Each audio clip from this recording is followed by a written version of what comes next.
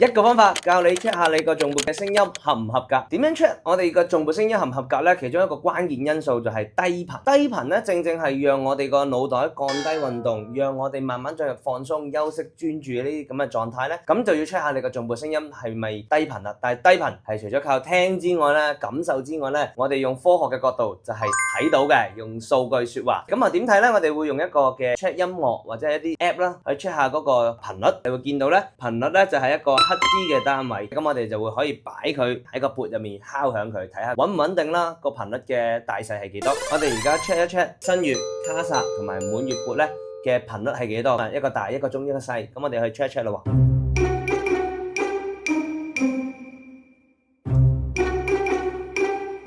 基本上咧，我哋都係屬於低頻嘅範圍，80到468。每一個嘅缽咧，你敲響咗佢冇搖嚟搖去之後咧，佢都係穩定喺大概1個赫茲嘅變化之內，咁係一個非常之穩定嘅頻率。咁呢啲就係優質手工缽嘅效果啦。咁你想知道你屋企個缽係咪合格？你可以擺一個呢啲 check 頻率嘅音樂 app 入去，跟住咧擺呢個位置，然後盡量用敲棒會容易穩定啲嘅，敲一敲，然後就 check 下佢個變化同埋大細啦。冇話係咪一定要低到80幾先係最好嘅。我哋最緊要咧 keep 住一個低頻就係咩咧？喺100至到200呢個 range 咧，基本上都低頻啦。點解我哋話要盡量低啲咧？係有陣時咧會有疊加，我哋敲幾下嘅時候會有啲疊加嘅音頻會高咗，所以咧我哋盡量低少少，持續穩定嘅聲音咧就係一個優質嘅頌缽啦。科學頌缽係一套實用、有效、可解釋嘅療癒手法。如果你都有關於你屋企頌缽嘅一啲問題咧，你可以 PM 我哋留言，我哋會同你傾。